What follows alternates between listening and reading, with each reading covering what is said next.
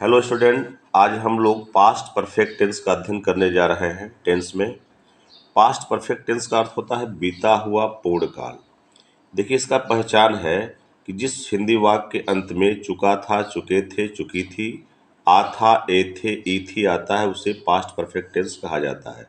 जैसा कि आप सभी लोग जानते हैं कि पास्ट परफेक्ट टेंस में भी दो पहचान होता है, चुका था, चुके थे, चुकी थी, या आ था, ए थे, ई थी आता है। जैसे वह गीत गा चुकी थी, मीरा मेरे घर आई थी। देखिए, इसमें आई थी है, ऊपर चुकी थी है, तो दोनों पहचान होता है। और कभी कभी इसमें दो वाक्य एक साथ आता है, जैसे वर्षा होने से पहले हम घर पहुंच चुके थे। तो जब दो सेंटेंस आता है तो उसका रूल अलग हो जाता है, हम उसको आगे बताएंगे। हेल्पिंग वर्ब में देखिए कि इस टेंस की सहायक क्रिया सिर्फ हैड होती है और सभी सब्जेक्ट के साथ हैड का ही प्रयोग होता है, क्योंकि पास्ट परफेक्ट टेंस में जब एक ही सहायक क्रिया है तो सबके साथ लगेगी, सबको मालूम है। अब रूल में देखिए, पहले सब्जेक्ट लिखते हैं, फिर हैड, फिर वर्ब का थर्ड फॉर्म प्लस ऑब्जेक्ट, ये सिंपल का रूल हो गया। दूसरा जो है subject plus had not plus verb का थर्ड फॉर्म प्लस ऑब्जेक्ट, ये निगेटिव का हो गया। तीसरा है, जब कोई वाक्य क्या से प्रारंभ होता है तो पहले हैड लिखेंगे, फिर सब्जेक्ट लिखेंगे, उसके बाद वर्ब का third form plus object plus question mark. और यदि बीच में इंट्रोगेटिव शब्द आया है तो क्वेश्चन वर्ड को पहले लिखते हैं, फिर हेड लिखते हैं, फिर सब्जेक्ट लिखते हैं, उसके बाद वर्ब का third form plus object plus question mark. यदि कोई वाक्य कौन से प्रारंभ होता है तो उसके लिए हु पहले लिखेंगे, फिर हैड प्लस वर्ब का third form plus object plus question mark, क्योंकि जो वाक्य कौन से शुरू होता है उसमें कौन शब्द स्वयं सब्जेक्ट हो जाता है। तो आइए देखिए एग्जाम्पल से। मीरा स्कूल गई थी, तो मीरा चाहे सिंगुलर हो या प्लूरल हो, सबके साथ हैड लगना है। तो Meera had gone to school, Meera had gone to school. मैंने यह घर पहले नहीं देखा था, जिसमें पहले नहीं, पहले शब्द आ जाता है उसमें बिफोर लास्ट में प्रयोग होगा। तो I had not seen this house before. और जिस वाक्य में पहले ही आ जाता है उसमें ऑलरेडी का प्रयोग करते हैं। तो देखिए, इसमें आगे आपको मिलेगा तीसरा वाक्य है, क्या मैं यह समाचार पहले ही सुन लिया था। पहले ही, जब पहले ही आएगा तो ऑलरेडी का प्रयोग होगा। तो क्या पहले आया है तो इसके लिए हैड का प्रयोग करेंगे। तो had I already heard this news, यहाँ पर जो है न्यूज, यहाँ पर न्यूज हो जाएगा। उसके बाद चौथा सेंटेंस देखिए, वह पहले ही क्यों भाग चुका था। जब इंट्रोगेटिव शब्द बीच में आता है तो पहले उसको लिखते हैं। तो why had he gone away before, पहले के लिए बिफोर का प्रयोग कर देंगे या ऑलरेडी का प्रयोग कर देंगे।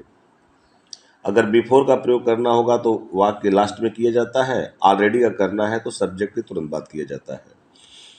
उसे कौन बुलाया था, अब कौन शब्द इसमें आया है तो कौन स्वयं सब्जेक्ट का काम कर रहा है। तो हु हैड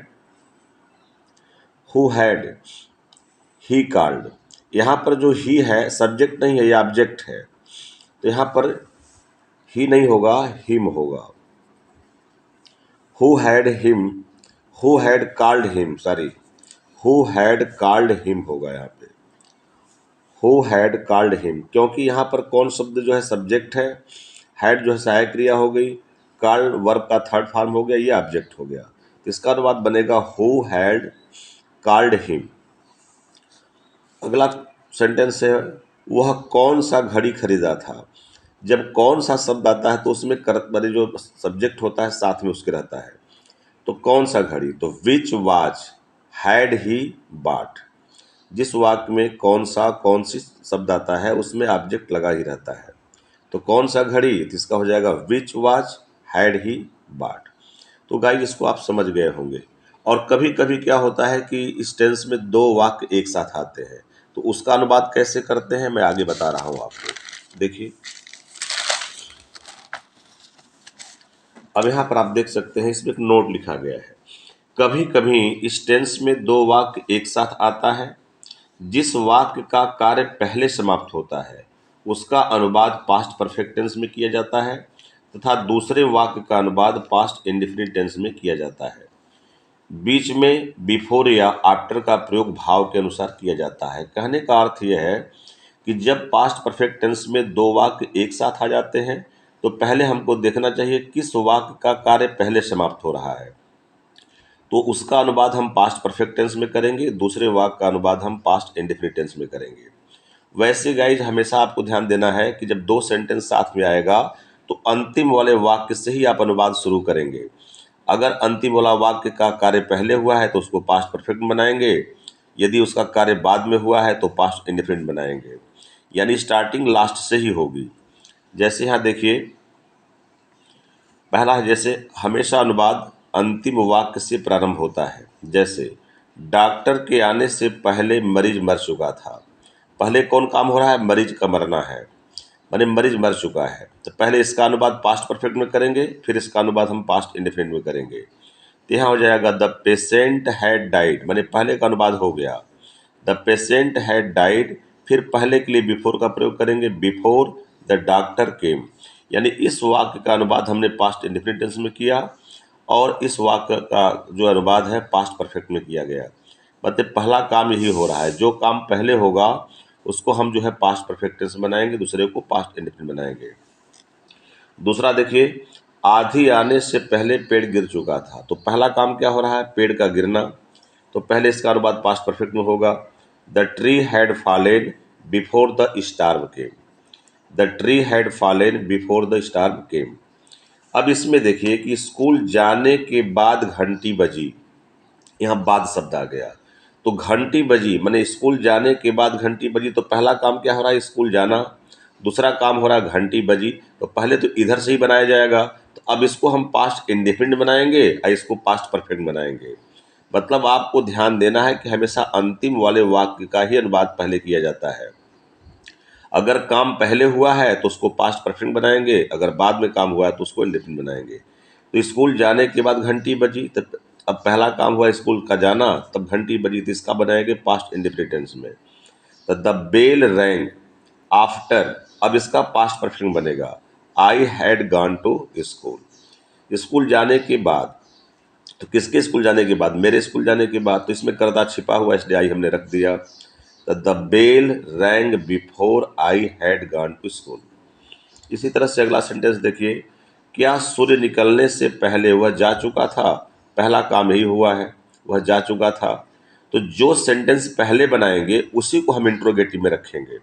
भले ही क्या शब्द पहले आया हो उससे मतलब नहीं है, जो वाक्य पहले बनेगा उसी को इंट्रोगेटिव में रखा जाएगा। तो यहाँ हो जाएगा had he gone before the sun रोज।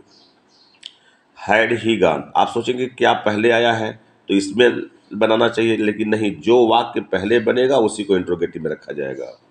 तो had he gone before the sun rose. इसी तरह से अंतिम वाक्य को देखिए, हमारे आने से पहले वह कौन सी गीत गा चुकी होगी। तो पहला काम तो ये हो रहा है कौन सी गीत, जहाँ कौन सी शब्द आता है उसमें एक ही में ऑब्जेक्ट लगा रहता है। तो विच सॉन्ग हैड सी संग बिफोर वी केम, यानी आपको मैं समझाने का ये प्रयास कर रहा हूँ कि जब दो सेंटेंस एक साथ आए तो अंतिम वाले सेंटेंस का ही अनुवाद पहले किया जाता है।